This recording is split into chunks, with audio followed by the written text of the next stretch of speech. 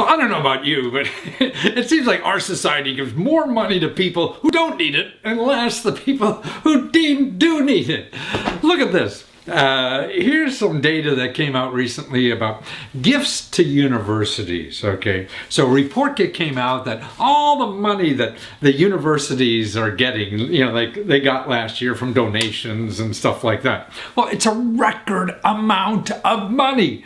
So, the universities got like $40 billion.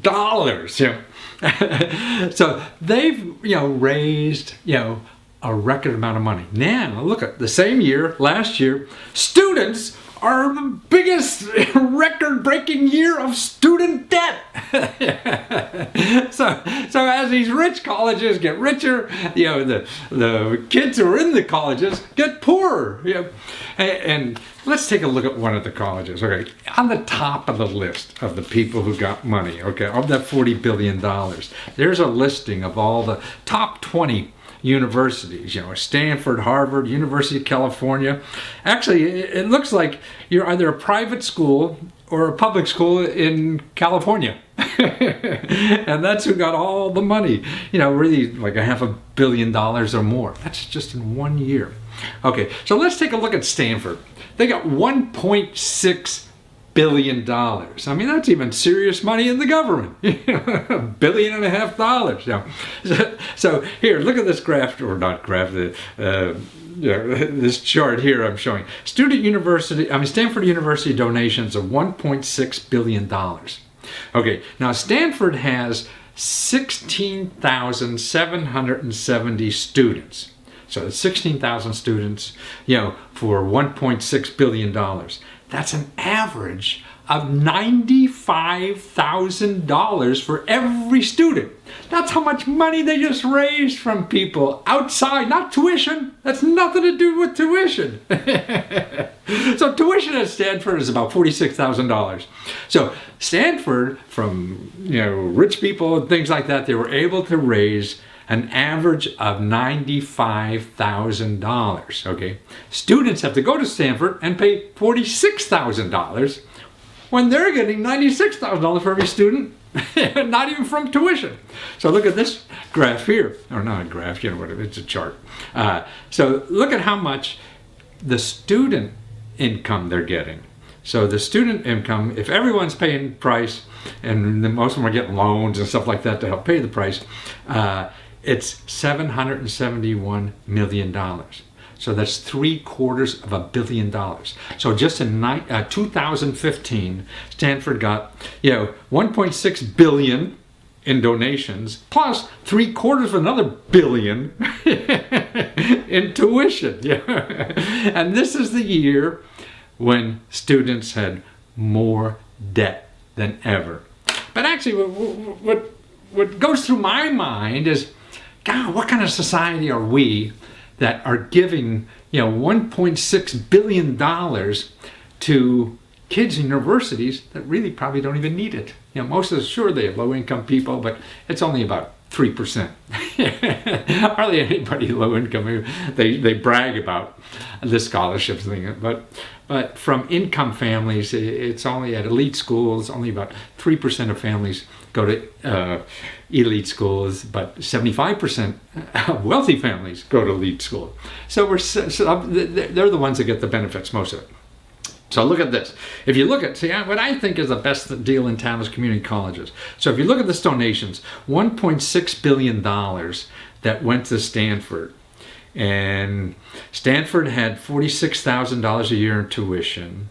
A community college only costs about $3,400 a year in tuition. So how many kids could go to college per year at a community college for the $1.6 billion that Stanford get? Okay, ready? Drum roll. 470,000 students. That's 500,000 students could go to community college for that $1.6 billion that Stanford got. So Stanford is getting a $1.6 billion, worth of money, to be given to what is it, 16,000 students, when that money could put 500,000 people in college that really couldn't afford to go to college otherwise. That's what's amazing to me. How we, take resources and put them where they're least efficient and forget about things that they're probably most efficient at, like community colleges. So that's why what I've done is I set up a scholarship at a local community college here at Frederick Community College. We call I Don't Need My Government Money Scholarship Fund. I think, because I get Social Security money and I don't need it, so I give most of it to the community college. And, that's a couple dozen people that go to school every year just on that money. So community colleges are just a wonderful bargain. I think they're the best education bargain in our community. And also, it's not only for college, to go to college, but it's also for getting any kind of degree or a certificate. I mean, a couple months. I'm helping somebody get into college, community college here in healthcare, and there's a degree now or a certificate in 1 year. You could be trained to be like a sleeping expert. We have so many people that can't sleep. Now we have sleep centers, and it's now a big health problem, people who can't sleep. So to be a technician in this industry, it's about a 1 year class, and then you start 30, 40, 50 grand a year. That's amazing. I mean, you can get a 4-year degree, and be working at Starbucks for a lot less than that. So the opportunities are there. And actually, there's a study from Georgetown University about workforce. What they do is study, it's called the Center for Education and the Workforce. And they have a study like how the demand for healthcare industries in the year 2000. So like nursing is just going to be booming. I mean, you're looking for a career, young people, whatever, and you're not sure what to do. Man, I mean, they project there will be 1.6 million job openings for nurses through 2020. Now, this is because there'll be 700,000 will be created new jobs, and then 800,000 or 900,000 are people who are retiring. And that's available for everyone. So, and we're going to have a shortage of about 200,000 nurses. So that's a great opportunity. I mean, you get a 2-year degree and start like a 40, 50 grand, or stay for a 4-year degree and have that on your resume and be able to work anywhere, because that's certainly a growth industry. If you're going to be trained for something, train for something that people need, and that's another thing. You could go to your local community college and say, hey, what kind of certificates? I mean, in 2 years or something like that, you could get something in cybersecurity and start at 50 grand. They're hurting for people. This is where we go to feed those job opportunities that we have shortfalls in our community. We really need people. I think some like welders we don't have anymore. So you can get a certificate or welding degree instead of going to a private college or university. They're going to charge us so much. No, check with a career guidance counselor, at the local community college. How do you find the local community college? Well, the American Association of Community Colleges has a big map there, and you could find the community college in your area. Call the counselors there, and you probably even have to just show up. I mean, that's why so many of these bureaucracies are so big, and the email you can't get through, and all that kind of stuff, and phones you can't get through. So just go to the campus, show up, and say, hey, I want to talk to a counselor. And it's easier for them to just see you and try to get your help right there because they see you, as opposed to getting in the system of electronically. And what I did, I went up to the community college. I have a video here at the end. There's a dozen or so people explain, because what I do, I'm trying to raise at the community college people that donate, people that pick, like in my zip code, we have millionaires who are getting 40, maybe $20,000, $30,000 a year in Social Security. They don't need it. They're still making millions of dollars and spend that kind of chump change on lunches. But for $1,000, a kid could go to college. So I have an interview. Look at this interview. These wonderful young people and old people, all kinds of people, how they would spend an extra $1,000. I mean, you hear it. It's just like, they can't afford books, and that would help. They can afford gas to get to school, and how that would help. So watch this, because it's instructive what's going on in our society, and we got to get rid of this class ceiling. I have another video too on this about a Jack Kent Cooke study, because see what they did is they show how elite schools are really just concentrate on rich people. I mean, they say they give scholarships or something to low-income people, but they have wonderful data that I cover in this other video that will show you how if you take all their students and then you take the population and break up the population by income, like 25% of the richest, the next 25, so and so, and then the poorest 25%. Well, in these elite colleges, only 3% of their people come from the poorest 25%. 75 or 73 or something, over 70% come from the richest 25%. So I mean, I guess they believe that, on a whole, just richer kids are a lot smarter than poorer kids. And that's nonsense, We all have a lot of capabilities. We don't have the options, And if all the resources are going to there, and you watch this other video and you see how other ways they sort of jimmy the system so the rich kids get in and the poor kids don't. And that's fine. I mean, to me, you're allowed to be an idiot or be biased or prejudiced or whatever you want to be. But if you're taking government money like grants and tax cuts and everything because you're nonprofit, I don't think that's right. So watch that other video too. And watch the kids here first.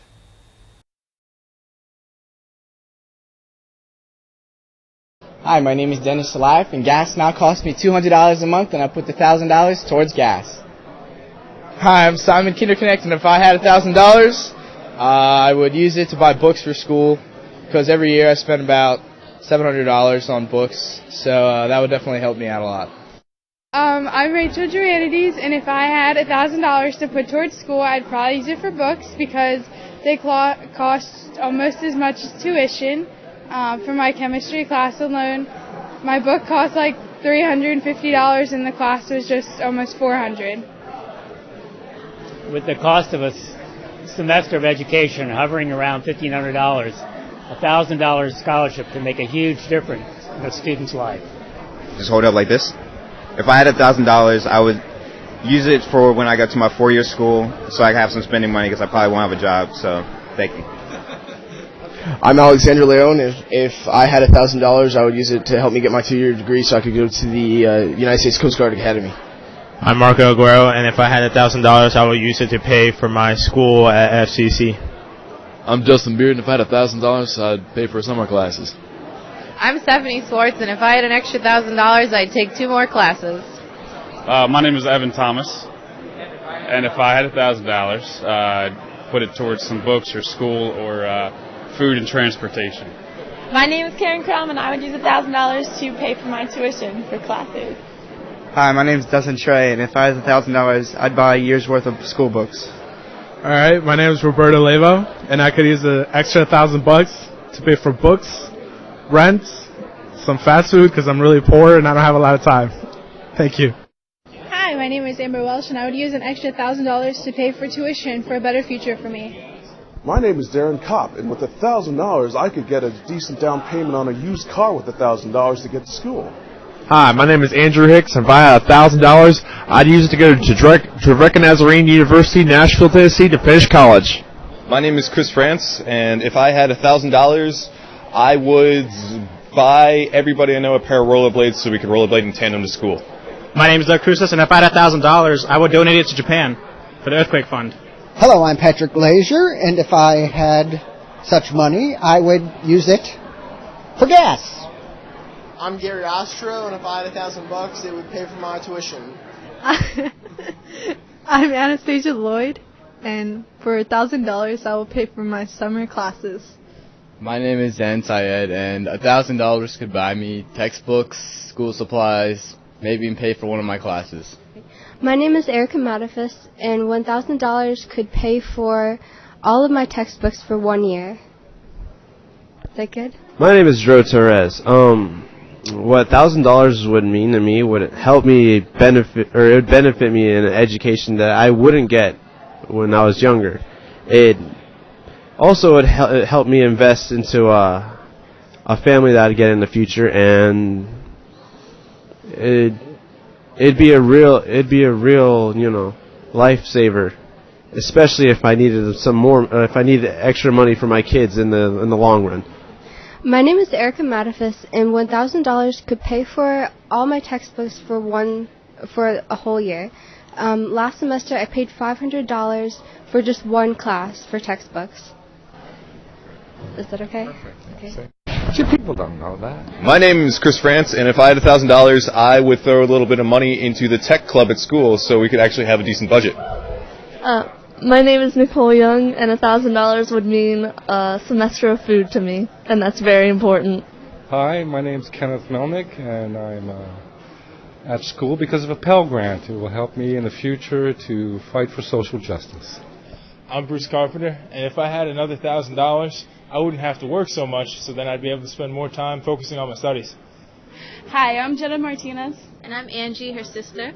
And we could use $1,000 to give back to our mom who sacrifices to send us to school. Yes, that would be awesome. My name is Chris France. If I had $1,000, I would give everyone at the coffee shop a raise so they would give me free coffee. Hi, I'm Rohondo Harvey, and I could use $1,000 to pay off for school loans and debts that I have. Hi, my name is Shayna Smith, and I could definitely use $1,000 because that's exactly what it's going to cost for my textbooks next year for the nursing program.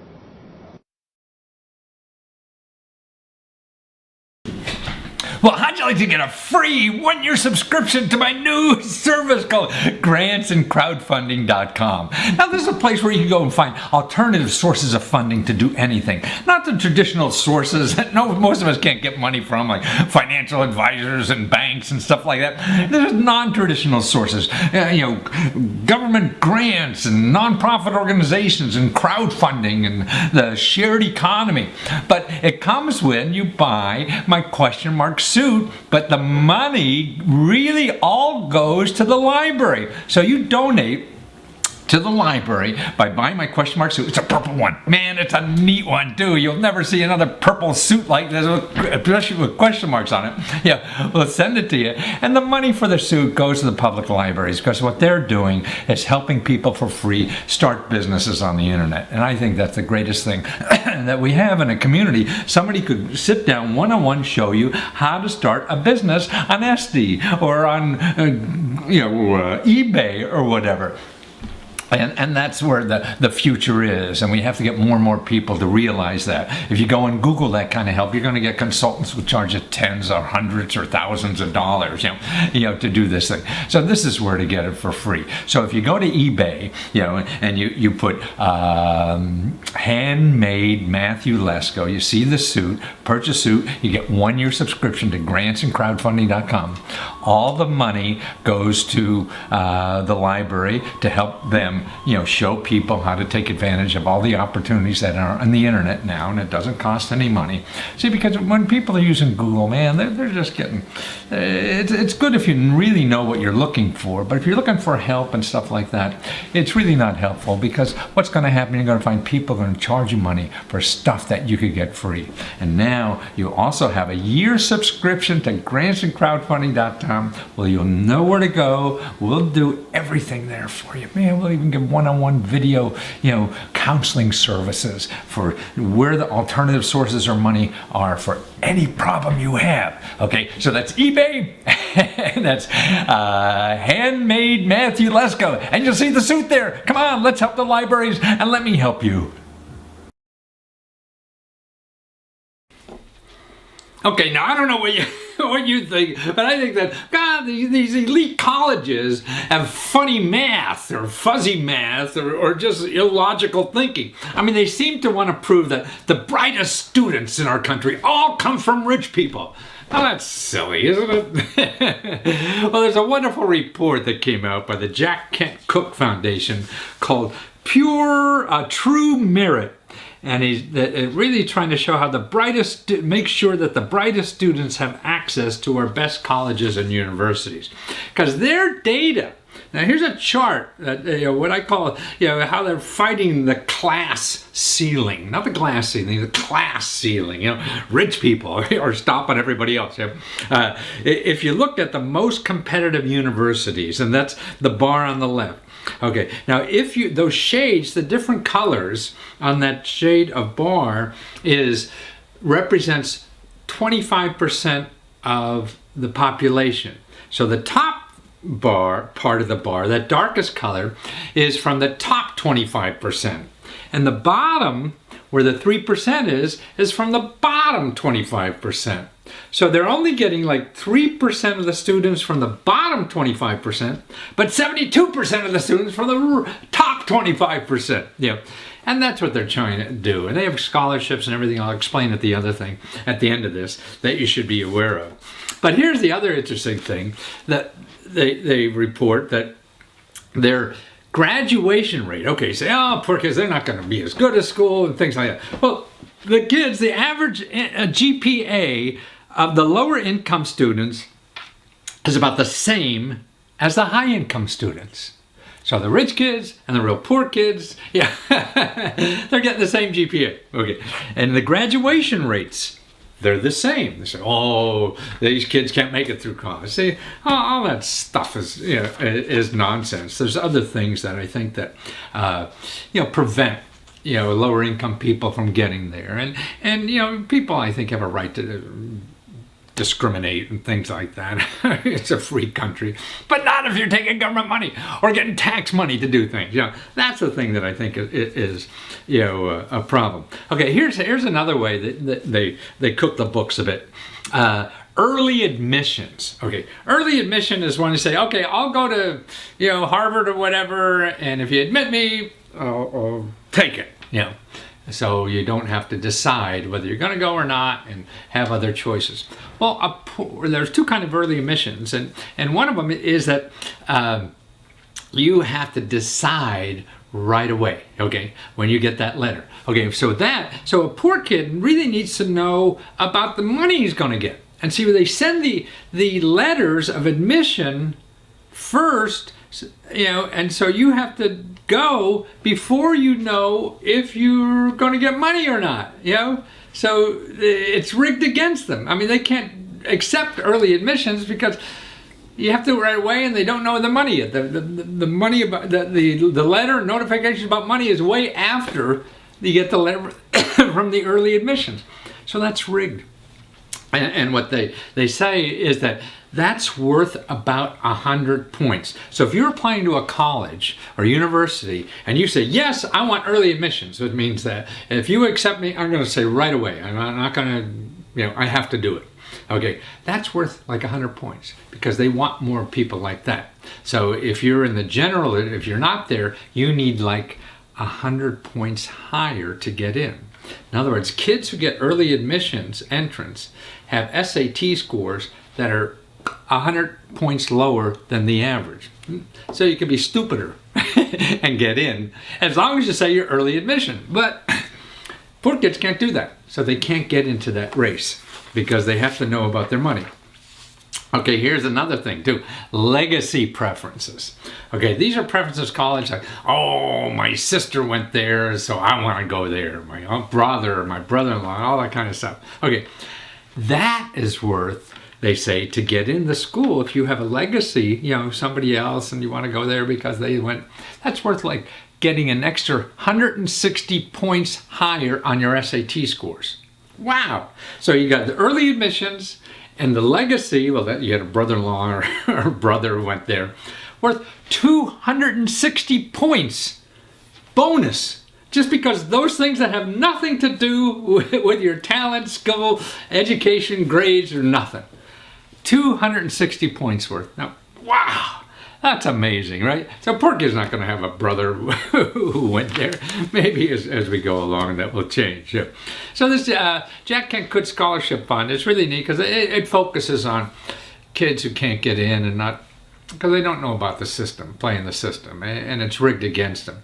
So they give out, like 2,000 scholarships. Here's how it breaks down. And they have undergraduate student scholarships and those that want to transfer. So if you're in a community college, you know somebody in a community college, you may want to look at the scholarship fund. And you see the breakdown.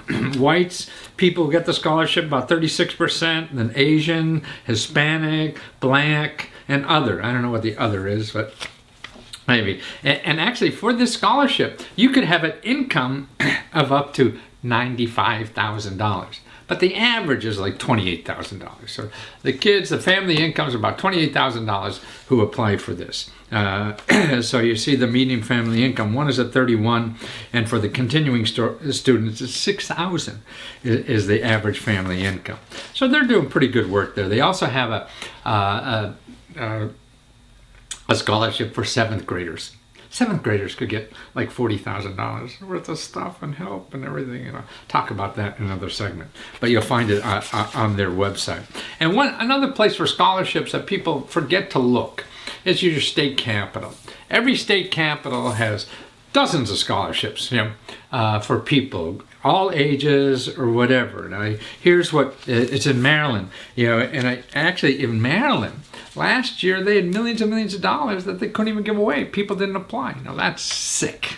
That is absolutely sick. So here, you go to the State Financial Assistance Programs and Applications for Maryland, you see they have Guaranteed Access Grant, Educational Assistance Grant, Part-Time Grant. Maybe people want to go part-time. The Graduate and Professional Scholarship Grant. Oh gosh, here's special programs for people who are in ambulance and fire and rescue.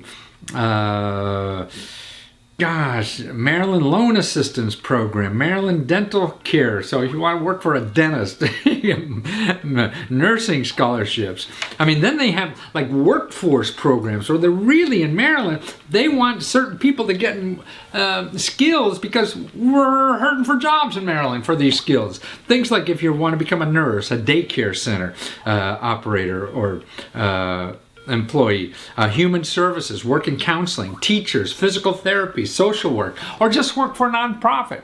These are special programs at the state level. Every state is different, so you have to check with each state, like that before to see what those scholarships are. People forget. They don't think of that. They're going online, and when you go online and look for scholarships, man, you're just going to get hooked in to people who are paid big money to get your name. In other words, all the people that figure out how to use Google. So when you use Google and look for scholarships or whatever, all these sharks that get so much money to find out about you because you're going to be up for maybe my school. And the schools that they pay a lot of money to do this are usually the private schools or the for-profit schools. The for-profit schools will get you, online because they know they can sweet talk you into going to their school, make it sound easy as hell, as long as you get a loan, and they'll show you how to get a loan. You get a loan, you give them money, and the school's lousy, and you're stuck with the loan forever. But they got the loan. These for-profit schools, remember that 90% of their money comes from you getting a loan. That's terrible. So you're looking for more things like that. Check with your local county, your junior colleges, community colleges, that's what it's called now. I'm an old guy, we used to call them junior colleges. Community colleges, and find your local community college, go to the library or whatever and ask them, and just show up on campus. It's hard to get through these bureaucracies, and everything's so complicated. You think it's all online, but it's not.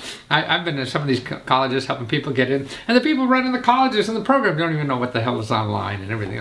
So you gotta go there, talk to somebody, rattle them by the ears, just show up on their doorstep. Very polite, it's easy to push you off on the phone or whatever and things like that. But when you're in front, it's sort of like, brown nosing as a student. You go to see the teacher after class and you say, oh, look at the picture of my dog. It's harder to flunk you in person. It's easy to flunk you. And we all have busy days, but you're in front of somebody, you want to help them. So go to the community college, just show up on the doorsteps. Hey, where's the counseling office? I don't know what the hell to do. Yeah, and that's how you do it. Okay, we talk a lot about scholarships and getting money for college, or even for adults or anybody. But now we're going to talk about grade school kids getting money. That's right. You could be in 7th grade and get up to like $40,000. Actually, it's the Jack Kent Cooke College or Foundation. They have a scholarship called a Young Scholars Program. And it's a cool program. Actually, people who apply, you have to be going into 8th grade. So you have to apply by April 14th, like tax day, day before tax days, this year in the 7th grade, before you go to the 8th grade next year. And what they do is they work with you for your whole rest of your life, almost even through college. And the neat things they do, I mean, they give you piano lessons or music lessons. They get a mentor to help you choose the right high school and the courses, and you get travel abroad on the summers and all this kind of stuff, how to choose classes in school, the tutoring help, all this kind of stuff. And it's for people with incomes up to $95,000. And that's what's so neat. I mean, the opportunities like that, sure, everyone doesn't get it. You have to apply, but man, like anything, like the lottery, people play the lottery 1 in a zillion chances. Your chances here are a lot better. So do that. And also, these kinds of programs are all over the country. So it's not only from Jack Kent Cooke. Actually, what you get a personal academic and college counselor. You get funding for extra programs and stuff like that. And the people that get into this thing, they're all races, all kind of high schools, public, private, homeschooling, even charter schools or whatever, ethnicity, white people, Asian, Hispanics, all kinds of people, rural, suburban. So it's all kind of people. They're looking for any kind of, and the people who work with these people in high school, actually the students who get this scholarship, 100% go to college, and 75% of them go to those highly competitive elite schools. 63% study abroad, about 30% get internships, or like 30% also started their own business or nonprofit and things like that while they were still kids, students. So that's why if you, I'm sorry, if you search for young scholars and look for programs like that in your area, like I saw one in Boston called Northeastern University has one, the Center for STEM Education, application for 2016 Young Scholars Program. Ohio, there's one, Young Scholars Program. And also remember that the Department of Education, the White House just made it possible for any kids in high school to get Pell Grants. This is grant money to take college courses while you're in high school. So you're too bored in high school, maybe the courses you need something else, or they're not taking there's not a course at high school that you really want, but there is one at the junior college or community college there. Well, there's Pell Grants, if you can't afford to do that. So there's always more than one way to do something. It's not about opportunities in life. It's about trying. Sure, I don't know how many people apply, but so if only 20% make it, man, that's 20%. You apply 4 or 5 places and your chances are almost 100%, right? Well, that's fuzzy math, but you know what I mean. You got to play to win. The more people, I know my kids, we even had money and everything, and they were just applying all over, a whole bunch of scholarships to do stuff. And they're not special. They're just, some of them are a little weird, actually.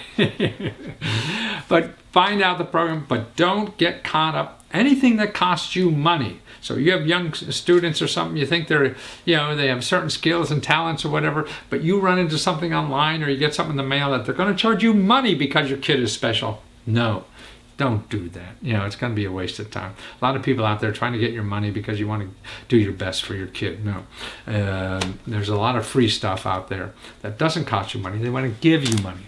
So you might as well play for them. The other stuff aren't, they just figured out a way to get your money. So don't let them do it. Find these other ones first.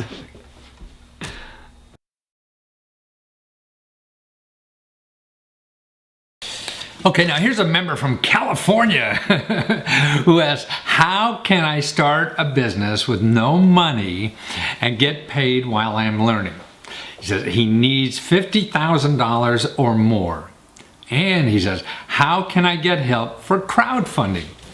Okay, gosh, I mean, these are now they sound like simple questions, but they're very difficult to answer, to tell you the truth. I could easily find you sources, and I will give you sources. I'll send you some reports with these sources too, about where to start for that. It is, okay, let's start from the beginning. Start a business with no money. Okay, the main program that I mean, there's 100 ways to do this. There's a program in the federal government that is part of the One-Stop Career Center. So if you go to your local One-Stop Career Center, you could call 211 for that, but we'll send you information on that, who to contact where you live in California. And they have a program. If you're unemployed and want to start a business, you could use your unemployment money to start a business. So that's really set up especially for that. Now, there's other ways to accomplish the same thing. See, that's the other thing. If you're starting a business or whatever it is, you can't, you have to be flexible in your mind on how you're going to do this. See, I don't have enough information on what you really want to do. You want to start a business, what kind of, it's very complicated. So you have to start getting educated yourself about what options there are for you. So like this, there are many businesses, I believe, to start with no money at all. So you say you need $50,000. Okay. Now, if that's to live on while you start a business, is that for the business itself or whatever? Because see, if you just want to have your own business, there are many ways to do this online with a website. For 20 cents, you're in business. And then it's just going to take effort to get customers, but you don't need any upfront money to do that. See, that's a way to do this, okay? Then you can say, oh, you need 50 grand to live. Okay, you're going to have to figure out other ways to do that. And there are. See, now in our economy, there are other ways to do that. You can go and drive for Uber, and make 40 or 50 grand a year, or even $90,000 a year, depending on where you live. And all you need is a car. And if you don't have a car, man, there are places that you can get a car, a brand new car, almost for nothing, that while you're making money, to see if it's worth it or not for you. There's so many new ways to make money that's easier to do without bosses, that gives you enough flexibility to start your business. The problem is that you think you need $50,000 to buy all this equipment. Well, no, you can't start a business like that, but there's so many other ways to start businesses that you don't have to buy all that equipment. Plus, there are ways when you don't make a lot of money to pay for other things, whether it's your rent, if you have trouble, you have trouble back rent you pay. Well, there's programs to help you pay for that, or utility bills, or even grocery bills and things like that. There's other ways to do that, other ways to get other gig kind of jobs. You could deliver. Now there's so many ways with platform that you log on. Oh, I just want to work an hour today, and you can. And actually, we have a new video ebook. We'll send you on that gives you 45 websites, that show you how to do things like that. Just to make easy money while you're starting a business. See, to start a business online, man, it takes nothing. You could go to Etsy if you have a product to sell, and for 20 cents, you could start that business online, and it's all set up for you. You just fill in the blanks, and now you have to find customers. That's the hard part. That's why you don't want to start businesses that are you have to invest a lot of money, because once you invest a lot of money and just have product or something, man, you still got to get the customers. That's the hardest thing to do. So that's why you don't want to spend a lot of money doing that. Otherwise, if you want to sell products you don't know, you could go to China and go on these websites like Alibaba and find products just are dirt cheap that you could build a website in certain areas, and it costs you nothing because you could drop ship and all this. There's so many new ways, to do things like that. Now, in one of the ebooks I'm sending you about the best places to start or expand a business, we'll show you how to get free help, people that'll help you start any kind of business and help you think through it. We don't have a lot of time. I don't have hours or whatever. And it's hard, to come back every hour or something. But these people do that. And they're right in your neighborhood. These are business development centers. These are experts. They're not government employees. These are people who get grants from the government to help you do this. They'll sit down with you, help think you through that idea. Or if you're going to invest in something kind of business, call them and see. You need other people to look at things, because if you're hungry and want to succeed, it's too easy to be taken in by an expert, and a smooth talking salesman. Yeah. So and then you ask about crowdfunding, where to get help in crowdfunding. I'm going to send you an ebook on that. Shows you don't need help for crowdfunding, tell you the truth. People you just get and do it. If you're looking for help, you could Google and get help.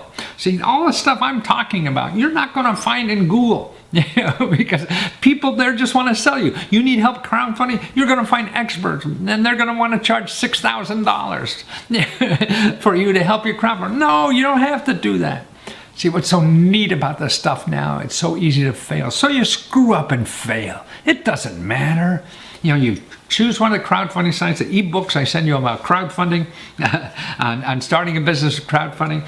Show you the best sites, show you people did it, how they did it. And they're the people that say, man, with little money, they changed their whole life and started a whole new career with like $30, and things like that.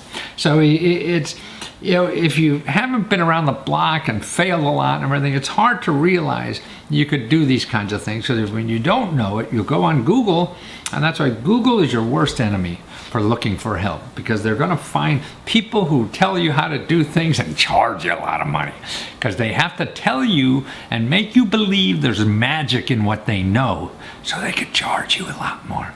So I'll send you the ebooks.